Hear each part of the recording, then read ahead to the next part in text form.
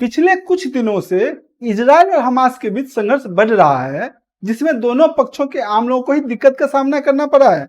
Hamas ने हाल ही में Israel पर एक के बाद एक मिसाइल दाग दिए हैं, जिसके कारण इजराइल में कई लोग हताहत हुए, जबकि कार्रवाई में इजराइल ने भी गाजा पट्टी पर हमला कर दिया। स्थिति गंभीर है और आगे क्या होगा यह किसी को भी नहीं पता। लेकिन इजराइल और हमास के बीच इस युद्ध से हमें क्या सीख लेनी चाहिए? क्या ये आपने सोचा है? क्या आप जानते हैं कि इतिहास में ऐसा क्या हुआ था जो इजराइल और फिलिस्तीन एक दूसरे के कट्टर दुश्मन बन गए? नमस्कार, मैं अजय और आप देख रहे हैं बेबाक बोल बाय अजय। इन सभी चीजों के बारे में जानने से पहले हमें एक शब्द के बारे में जानना होगा, जो है शत्रुबोध, अर्थात अपने शत्रुओं को पहचानना, जिसे करने में इजराइल आज सबसे आगे है और कहीं ना कहीं भारत भी इस फील्ड में काफी आगे बढ़ा है। यही कारण है कि पहले भारत के प्रधानमंत्री आतंकियों के साथ गर्व से पिक्चर्स क्लिक करवाते थे और आज के प्रधानमंत्री के नेतृत्व में किसी दुश्मन देश की हिम्मत नहीं कि भारत की ओर आंख उठाकर देख सके। वापस आते हैं अपने टॉपिक पर और बात करते हैं कि इजराइल में क्या चल रहा है। हमास ने इजराइल में घुसकर वहां के सिविलियंस पर आक्रमण कर दिया। महिलाओं को गन पॉइंट पर रखकर उनके साथ बदसलूकी की गई। छोटे छोटे बच्चों का अपहरण करने के भी समाचार आ रहे हैं। लेकिन कथित अभिनेत्री स्वरा भास्कर इनडायरेक्टली हमास का सपोर्ट कर रही है। भारत के कई नामचीन लोगों ने हमास और फिलिस्तीन के सपोर्ट में अपनी आवाज उठाई है। यहाँ तक कि देश की बड़ी विपक्षी पार्टी कांग्रेस भी फिलिस्तीन के साथ है। वहीं दूसरी ओर भारत के प्रधानमंत्री नरेंद्र मोदी ने अपना पूर्ण समर्थन इजराइल को दिया है। ऐसा करना जायज भी था, क्योंकि जब जब भारत मुसीबत में पड़ा है उसका मित्र इजराइल ही बना है। याद कीजिए, 1971 के युद्ध में किसी ने भारत का साथ नहीं दिया था, तब अकेले इजराइल ही ऐसा था जो भारत के मदद के लिए तैयार था। फिर 1999 में भी कारगिल युद्ध के दौरान भारत को इजराइल का मदद मिली। कोविड के समय भी इजराइल ने भारत का सपोर्ट किया था। इजराइल के नागरिकों पर हमास के द्वारा हो रहे अत्याचार को देखते हुए इजराइल ने फिलिस्तीन के अगेंस्ट युद्ध की घोषणा कर दी। आतंकवाद के खिलाफ इजराइल के इस डिसीजन में भारत के अलावा जर्मनी, फ्रांस, अमेरिका सहित अन्य यूरोपीय देशों ने भी साथ दिया। लेकिन कतर, कुवैत, तुर्की, इराक, ईरान, सऊदी अरबिया ने इसका विरोध किया। कमेंट्स में कोई यह नहीं कहेगा कि आतंकवाद का कोई मजहब नहीं होता। इजराइल और हमास के बीच कई दशकों से यह संघर्ष जारी है। इन सब की शुरुआत 20वीं सदी की शुरुआत में हुई, जब यहूदी प्रवासियों फिलिस्तीन में आकर बसने लगे। फिलिस्तीन उस समय ब्रिटिश शासन के अधीन था। द्वितीय विश्व युद्ध के बाद संयुक्त राष्ट्र ने फिलिस्तीन को अलग यहूदी देश बनने का प्रस्ताव रख दिया, लेकिन अरब देशों ने इस प्रस्ताव को अस्वीकार कर लिया और इसका विरोध करने लगे। सन 1948 में इजराइल ने अपनी स्वतंत्रता की घोषणा की, लेकिन पड़ोसी अरब देशों से ये बात हजम नहीं हुई।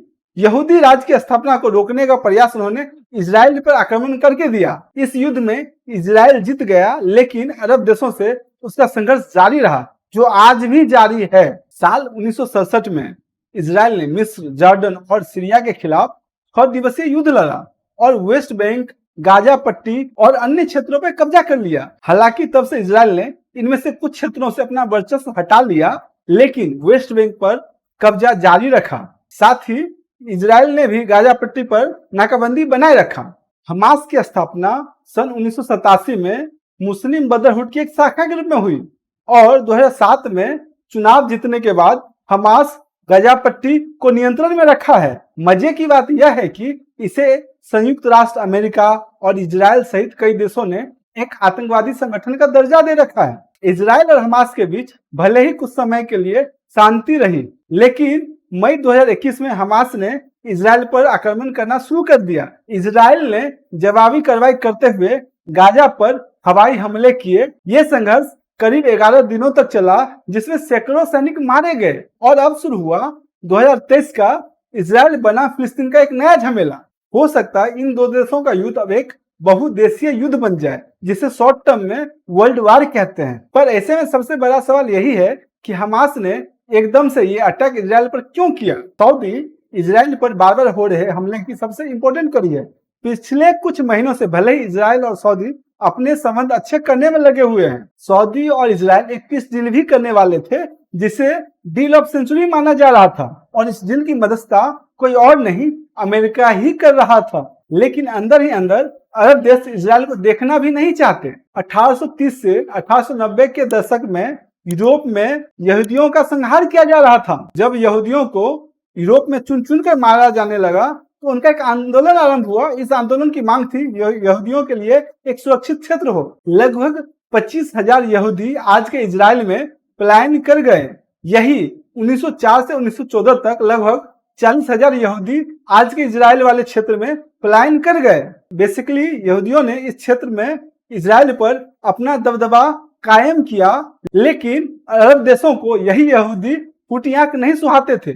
चारों तरफ से इस्लामिक देशों से घिरे हुए इजराइल को अपनी सुरक्षा के लिए अक्सर ऐसे फैसले लेने पड़ते हैं जो सेकुलर देशों को कतई पसंद नहीं आते। लेकिन सवाल यह है कि भारतीयों को इजराइल से क्या सीखना चाहिए। भारत और इजराइल की कंडीशन में कई समानताएं हैं। यहूदियों का एक लंबे समय तक दमन हुआ, उनका नरसंहार हुआ, जैसे कि भारत में भी हिंदुओं के साथ होता आ रहा है।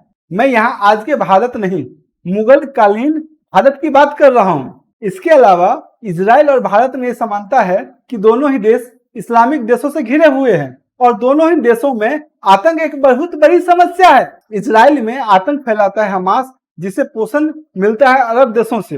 भारत में फैलाता है पाकिस्तान। इजराइल को एक अलग देश बनाने की बातें चलने लगी। उस समय महात्मा गांधी ने रिलीजन के नाम पर इजराइल को बनने का विरोध किया था। गांधी के अनुसार अरब फिलिस्तीन की सही हकदार थे और गांधी इस हक में थे कि यहूदियों को अपने देश लौट जाए। अल्बर्ट आइंस्टाइन ने जब नेहरू को पत्र लिखा तो वो इजराइल बनने में मदद करे, तो नेहरू जी ने कहा था कि मैं नहीं कर पाऊंगा क्योंकि मैं एक राजनेता हूं और राजनेता को बहुत से सेल्फिश होकर काम करना पड़ता है।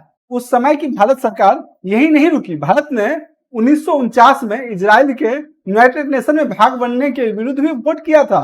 दूसरी ओर भारत के हिंदू संगठन जैसे कि हिंदू महासभा, आरएसएस यहूदियों से सिंपैथी रखते हुए उस समय इजराइल बनने का सपोर्ट कर रहे थे। 17 सितंबर 1950 को इजराइल को भारत ने रिकॉग्नाइज किया कि हम चाहे ना चाहे इजराइल अब एक सच्चाई है। हम अपने अरब दोस्तों को नाराज नहीं करना चाहते थे, इसलिए इजराइल को मान्यता नहीं दी थी। आखिरकार 1950 में भारत ने इजराइल में अपनी एम्बेसी खोली। यह था उस दौर का भारत। लेकिन आज जब प्रधानमंत्री मोदी ने खुलकर आतंकवाद का विरोध करते हुए इजराइल का साथ दिया तो दूसरे देशों ने भी साथ देना शुरू कर दिया। जो पहले चुप्पी साध कर बैठे थे, आज उन्होंने इजराइल का साथ देना शुरू कर दिया है और ये है आज की भारत की ताकत। आज के लिए यही रैप अप करते हैं। वीडियो पसंद आई तो इसे लाइक और चैनल को सब्सक्राइब करना मत भूलिएगा। फिर किसी नए टॉपिक के साथ नए वीडियो में मिलेंगे। तब तक के लिए अपना ख्याल रखिएगा। जय हिंद, जय भारत।